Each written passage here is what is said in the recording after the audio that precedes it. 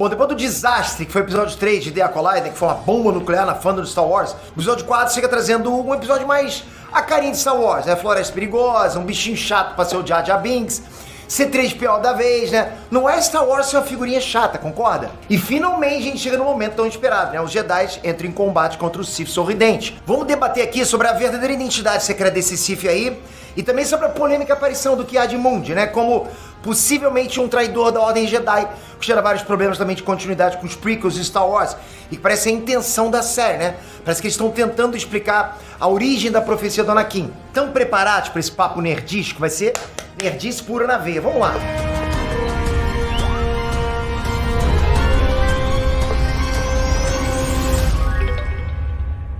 Restaurantes Peter aqui! Vou direto, ok? Pra mim o ponto mais importante desse episódio foi mostrar o que parece ser uma das grandes intenções da série. Explicar aqui o grande mistério e a origem da profecia. Bom, o episódio abre mostrando o cotidiano do mestre Kelnaka lá em Kofa pra gerar aquela pulga atrás da nossa orelha, né?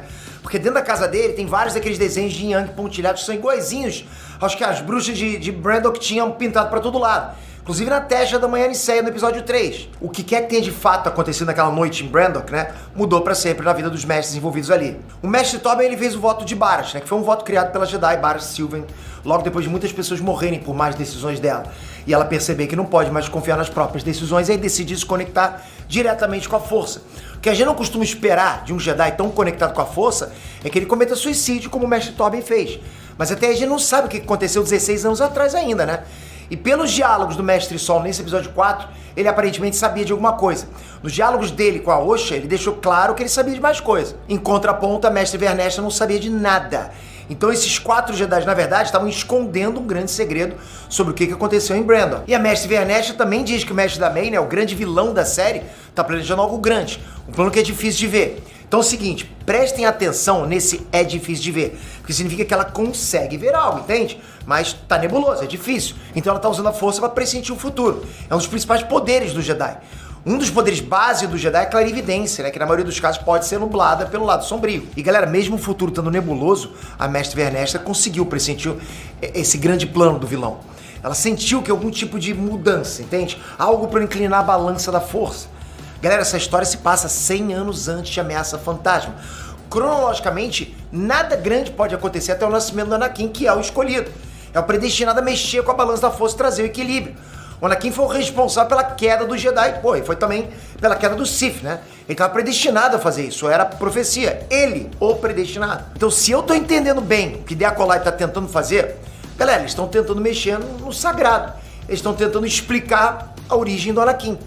Porque assim, na análise do episódio anterior, né, a gente conversou aqui sobre como é que a origem da Osha e da May simplesmente destruiu o principal elemento do canon de Star Wars, que foi a concepção messiânica do Anakin. Ele era criança da profecia porque tinha sido o único ser concebido sem pai, né? Uma criança gerada pela força no ventre de uma mulher. Tinha uma galerinha falando, são coisas diferentes, não muda em nada no canon. Pô, a pessoa tem que se passar muito pra dizer uma coisa ilógica dessa. E eu acredito que a própria Leslie Headland, né, a criadora de The Acolyte, sabia disso. Se você tá mexendo com conceitos como concepção imaculada, né, com filhos adivinhos da força, sem pai, representantes do balanço da força, que é uma coisa que os Jedi querem sempre trabalhar, cara, você tá mexendo diretamente com o mito do Anakin, sabe? Com o que o Anakin deveria ser. A Acolyte tratar isso como uma coisa separada, tipo, seria dar um atestado de besta pra fã do Star Wars que comprasse essa ideia. Então o que eu acho que eles estão fazendo é explicando a origem da profecia. Eu sinto que de alguma forma essa história vai fazer conexão com Darth Plagueis e com Palpatine. Porque eles foram os dois, né? Os dois que mais estudaram sobre a criação da vida através da força no canônico. Em teoria, esse era o período em que o Darth Plagueis deveria estar surgindo, né? Mas eu acho que a pior parte disso, se acontecer, é que a predestinação do Anakin seria uma mentira. Ele seria só fruto da fabulação do lado sombrio, entende? Toda a origem do Anakin, toda a lore de Star Wars teria vindo daquelas bruxas lésbicas que foram oprimidas pela intolerância religiosa dos Jedi e pelo imperialismo da República. Tem noção de como isso soa como fanfic, galera? Parece uma fanfic minha, parece que foi escrito por amador, cara. Quem assistiu minha análise no episódio passado tá ciente que quando a galera confundiu essas ilusões falsas do lado sombrio com uma revelação do Palpatine gerando o Anakin no ventre da Shmi Skywalker, o próprio editor da Lucasfilm e o criador da HQ tiveram que vir a público se explicar. Porque aquilo tava causando um caos na fandom de Star Wars. Não é coinete só. Tipo, mexer com o nascimento do Anakin é sagrado. Não deveria. Tipo, no México cria, cara, cria. No México foi criado, entende? Tipo, teve que vir o George Lucas, falou, porra, peraí, cara. Então, independente de qual rumo deem pra esse grande mistério, essa série provavelmente está indo por um caminho sem volta que vai rachar a fandom de Star Wars de uma vez por todas, pra sempre. Eu sinto realmente que o episódio 3 meio que já fez isso. Tipo, foi a gota d'água. A fandom se dividiu entre os que aceitam o canon Disney e os que não aceitam mais. Eu percebo muito isso vendo os comentários da galera. Vamos falar melhor disso no próximo tópico. Canon Disney. Galera, vamos lá. Quando eu, por exemplo, critico o canon da Disney, é porque ele afeta diretamente as obras do George Lucas. Óbvio que nem tudo Legends presta, eu sei disso. Nem todas as novelas antigas são boas. Também tem muita coisa que eu não curto no Legends e nas HQs dos anos 80, né? Tem coisa que funciona, tem coisa que não funciona normal, tipo, que não encaixa legal com os filmes. Até mesmo na animação Clone Wars, tipo, tem alguns elementos que eu curto, outros elementos que eu não curto tanto, assim, normal. Tem muita coisa boa que veio do Dave Filoni em Clone Wars, muita coisa. Mas também tem muita coisa que gera furo de roteiro, muitos episódios com um roteiro bem ruim, mesmo considerando que seja um desenho infantil. Só que, galera, vê se vocês entendem, a magia da época dos Legends, da época das novels, HQs antigas, é que tudo isso era material estendido. Nada disso era uma parte intrínseca do canon dos filmes. O próprio George Lucas dizia que ele nem considerava que aquilo tudo se passava no mesmo universo dos 6 filmes dele. Era como se fosse um universo à parte, um universo alternativo, ok? George Lucas falou várias vezes isso. Eu acho que era uma simbiose boa, entende? Tipo, os fãs eram alimentados com conteúdos de Star Wars e ao mesmo tempo nada daquilo iria ferir diretamente a obra do George Lucas. Era só um canon secundário, entende? Um ultimate da Marvel. Era um canon secundário que saía numa mídia secundária. A mídia primária de Star Wars são os filmes, ok? O universo meia de Star Wars são os filmes. Isso é pra galera do super-heróis, pra entenderem. Quando a Disney comprou o Star Wars, aí eles começaram a mexer no sagrado. Eles ganharam o poder de mudar a continuidade dos filmes e o canon primário de Star Wars. O canon original. Eles podem fazer agora o que eles quiserem dentro do canônico oficial. E vamos combinar, né, galera? Quase tudo que eles fizeram até agora de live action, tipo, foi uma clara tentativa de desconstrução e distorção de tudo que o George Lucas criou. O episódio 8 é a prova disso. The Last Jedi e The Acolyte são a prova viva disso. Tipo, parece que é proposital. E esse episódio 4 fez isso de novo, dessa vez com Ki-Adi-Mundi, né? Vamos falar dessa polêmica no próximo tópico. Ki-Adi-Mundi. Esse é o famoso cabeça de casquinha de sorvete ao contrário, né? É outra vítima dos retcons de The Acolyte, posso falar assim, né? Galera, eu honestamente não consegui entender o motivo da aparição do Ki-Adi-Mundi uns 40 anos antes dele nascer. Isso não é só coisa do Legends, isso é dado canônico de Ameaça Fantasma. O Ki-Adi-Mundi tinha 60 anos já no filme, e ele era bem idoso, porque tipo, a raça dele, né, os Serians, eles não vivem muito mais de 60 anos. Ou seja, ele não era nem pra estar vivo na época da Alta República, que dirá já ser um mestre Jedi. Esse é o tipo de coisa que mostra pros fãs que a Disney não tá nem aí pros detalhes. Não tem nem pra lore de Star Wars. Só tá jogando qualquer coisa lá e é isso, cara. Não tem explicação. Tu é fã, tu manja. Como é que tu me explica isso então, cara? Faria sentido se a gente visse o Yoda, né? Porque Império Contra-Ataca, o Yoda diz que treinou Jedi por 800 anos. O Yoda tá na Ordem Jedi nesse período. Mas o Ki-Adi-Mundi... E olha que irônico, cara. Tipo, em Ameaça Fantasma, o Ki-Adi-Mundi é justamente quem abre a boca lá no Conselho Jedi pra falar a icônica frase que os Sith estão extintos e não foram vistos por um milênio. Não existem encontros entre Jedi e Sith em 1000 anos. Opa, então pera aí, cara. Como que ele tá no círculo interno que tá a par do caso da May? A única resposta pra isso é que todos os Jedi que entrarem em contato com esse Sith sorridente de Acolyte precisam morrer. Ninguém pode saber o que aconteceu. Aliás, essa ideia por si só, né, de ter Jedi lidando com Sith e ter 2 garotas gêmeas, filhas da força oriundas de um culto de bruxas do lado sombrio, né, e tudo isso ser escondido do Conselho Jedi, é totalmente contraproducente com a postura do Jedi. Ah, Pedro, mas o mestre Yoda disse que os Jedi estavam ficando arrogantes, né? Eu vejo todo mundo usando essa conversa também do Yoda com o Obi-Wan como se fosse um atestado de que os Jedi são moralmente falhos, eles falham, entende? A galera tira tudo de contexto, não tem jeito. O tópico dessa conversa não tem nada a ver com moral ou caráter dos Jedi, que sim, é ilibado por natureza, porque eles buscam sempre o lado da luz e suprimem o lado sombrio. Eles suprimem até mesmo as boas emoções se elas levarem ao lado sombrio. Então o verdadeiro tópico da conversa era sobre combate, era lutinha, era sobre excesso de confiança em combate. O Obi-Wan tava falando que o Anakin era extremamente habilidoso, mas muito seguro dele mesmo, né? Esse tipo de arrogância em combate é a diferença entre a vida e a morte. Foi exatamente por isso que o Anakin foi cortado no meio quando foi arrogante lá e ignorou a vantagem do terreno do Obi-Wan. Foi por isso que os Jedi foram surpreendidos pela Ordem 66. Excesso de confiança. E isso também inclui o Ki-Adi-Mundi, né? Que teve uma das mortes mais dolorosas durante a Ordem 66. Pegaram ele de costas, na covardia. Isso é uma falha em combate, ok? Não é uma falha moral. Mas em The Acolyte, pra todo lugar que você olha, eles estão tentando criar novas falhas morais pro Jedi. O Ki-Adi-Mundi, inclusive, aparece no fundo fofocando de forma suspeita, né? Quando ele olha pra Vernestra e pro Sol. Isso é até um detalhezinho que eles fizeram questão de mostrar ali, entende? Ele de intriguinha, fofoquinha no fundo. Se bobear, vão fazer ele ser um traidor no final, algo desse tipo. É a única forma dele estar ali, a par de tudo, e ainda mentir no Conselho e Ameaça Fantasma. Posição estranhíssima que colocaram o Ki-Adi-Mundi. Mas sabe o que mais me irrita nessa história, galera? Sério. É aquela galerinha que vem com aquele papinho. Mas ninguém liga pro Ki-Adi-Mundi, né? Ó o nerdola aí ligando pra personagem que ninguém liga. Isso irrita, galera, porque mostra como Star Wars foi tomado de dentro pra fora e de fora pra dentro. Pra uma galera que tá cagando pra Star Wars. Porque se de fato se importasse com a obra, saberiam que o Ki-Adi-Mundi foi literalmente o protagonista das HQs de Star Wars que foram lançados como material extra pros prequels. Então os fãs de verdade ligam. Fãs de verdade ligam, ok? Não é nerdola, é fã de verdade, cara que gosta. E acontece exatamente a mesma coisa com personagens de quadrinhos. Querem mudar o personagem todo, entende? Distorcer o personagem todo, índole, etnia, poderes, história. E essa galera ainda quer proibir a gente, que é fã do personagem, de reclamar. Os caras mudam tudo, a história inteira. A gente reclama, o cara reclamando, é beat, é pix, é tinta. Porra, cara. Se você quer tanto mudar um personagem, você não vai lá e cria outro, cara. Pô, não é? Precisa destruir o que já existe? Qual a necessidade de fazer isso? São essas coisas que eu não entendo, ok? Qual a necessidade do Ki-Adi-Mundi aparecer aqui? Eu não sei se é por algum motivo ideológico, né? Mas o que me vem à cabeça é a lore do Ki-Adi-Mundi, porque ele é o único membro da Ordem Jedi autorizado a ter família, filhos, diversas esposas.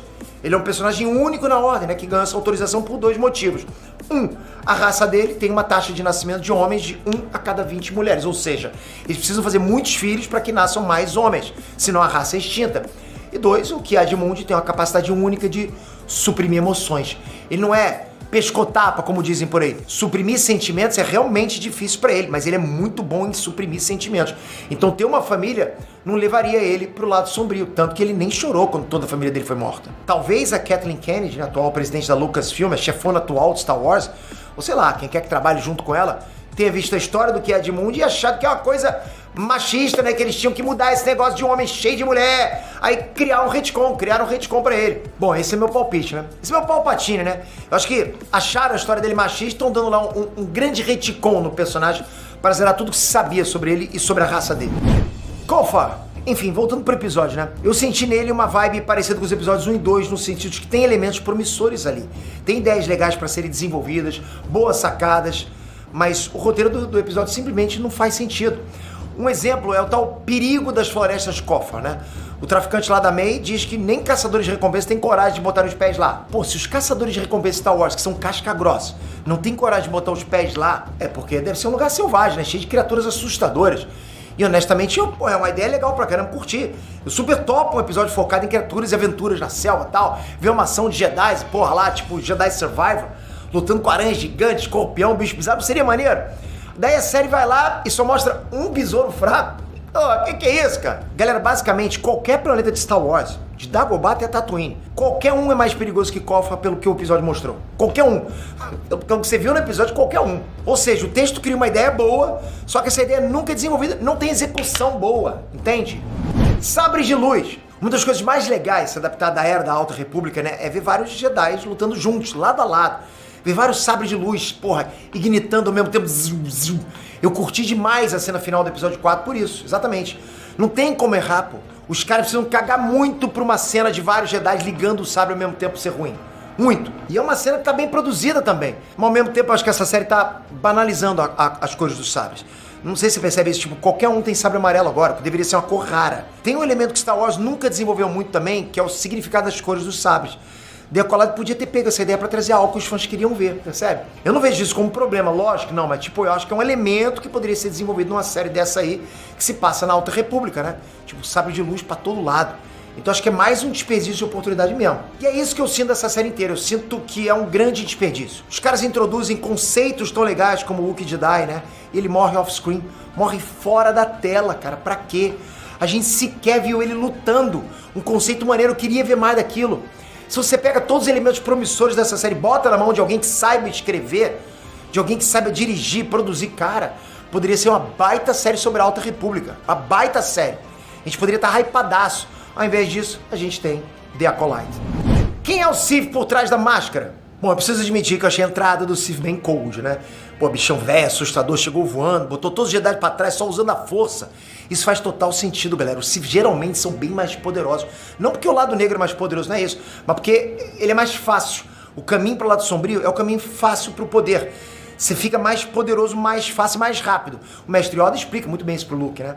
E é por isso que o Mestre Sith costuma ser equivalente a vários Mestres Jedi, ok? É um pra vários. E vamos combinar que a cena ficou boa demais. Eu espero de verdade que no próximo episódio a gente finalmente veja uma ação frenética, de sabre de luz.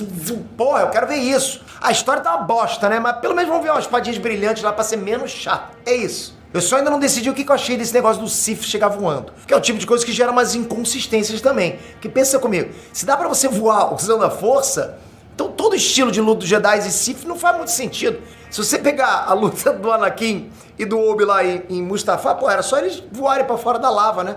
Pega o Obi-Wan versus Jango Fett. Obi-Wan quase caiu lá de cima, pô. Pega o Vader levando o Darth Sidious pro buraco e sacrificando pros dois morrerem caindo. Então a partir do momento que Jedi e Sith voarem dessa forma aí, muita coisa acaba ficando meio sem sentido. Mas também não quero ser o chatão, não quero ser o nerdola chatão, só tô jogando pra você. Eu aceito que a ideia tenha sido só pra fazer aquela entrada berez e tal. Tá na boa, isso aqui foi só uma zoação. Agora, assim, galera, tem 10 Jedi vendo um Sith nessa cena, né? Meu irmão, se esses 10 não morrerem aí, porra, vamos ter um sério problema de continuidade.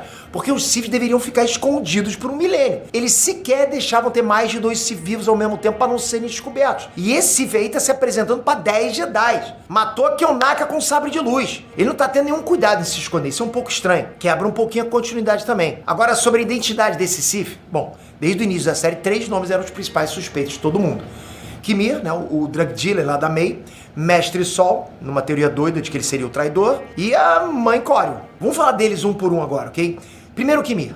No diálogo dele com a May nesse episódio 4, porra, ele demonstrou sim que ele conhece o tal Sith. Tá um pouco difícil de visualizar isso, né? Mas acho que vai entender que tipo de relação ele tem com o Sith. E ao mesmo tempo ele demonstrou que se importa com a May. Até agora sem motivo. Então a associação que estão fazendo é que as motivações ocultas dele sejam porque ele é, na verdade, o próprio mestre Sith da May. Mas honestamente, se for realmente isso aí, eu preciso dizer que é horrível, horrível. Sério, vocês repararam nos diálogos desses dois lá na Floresta de Kofar? Meu amigo, na boa, pareciam 2 adolescentes conversando enquanto iam para um Starbucks. Eles ficavam falando coisas que já foram discutidas na série. Tipo aquele lance dele conhecer o rosto do Sith. O lance da May ter medo de matar Jedi. Galera, o que foi isso? Pô, eu fiquei doido, de verdade. Do nada a May acha que é uma tarefa impossível matar Jedi. Tipo, cara, qual a lógica da May tá amarelando agora? No primeiro episódio, a May literalmente entra no bar cheio de amigos da mestra Lindara lá, luta com ela de faquinha e mata uma faca e mestre Jedi sem um pingo de hesitação. Tipo, porra, de boa, né? No episódio 2, ela invade um templo Jedi cheio de Jedi pra todo lado. Em nenhum momento da série ela teve medo de Jedi. Mas agora ela diz que matar um Jedi sem uma arma, tipo, é uma tarefa impossível. E do nada ela diz que vai se entregar pros Jedi, que mudou de ideia. E que não é mais malvada. What the fuck?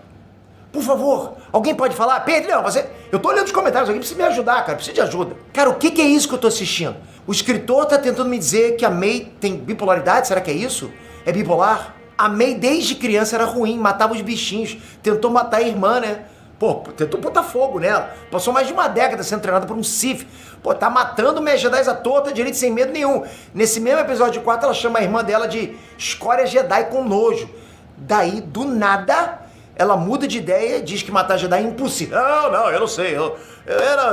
Não dá, eu vejo que não dá. Agora ela ama a irmã dela e vai se entregar do nada. Eu tô louco, cara? Porra, com que cara eu fico? Como é que eu fico? Tipo, galera, nesse momento, agora ela age como se essa missão de eliminar os Mestres Jedi fosse uma ordem do Sith pra ela completar o treinamento dela. Mas, cara, aquilo também era uma vingança pessoal dela. Tem uma coisa que não tá conversando, não tá se batendo aí. Quem quer que tenha escrito os outros episódios não sentou numa mesa pra conversar com quem escreveu esse episódio. E isso pode acontecer, ok, cara? Não é tipo ideia louca da minha cabeça. Já aconteceu várias vezes em outras séries, tá? Aliás, quem escreveu esse episódio conseguiu se contradizer no que escreveu dentro do próprio episódio. Não é nem conversar fora do episódio. Eu espero que não seja algo tão mal escrito a ponto de me fazer acreditar que a May amarrou o Kimi de cabeça pra baixo e ficou esperneado, parecendo salsicha emo. Ele ficou lá fingindo que era um pastelão. Esperou a May entrar no mato, se desarmou, botou a roupinha dele de Sith malvado e foi correndo pra passar a May, né? Chegar antes dela pra matar o mestre que é o Naka, sair da casa e depois reaparecer voando lá de fora quando todo mundo chegasse.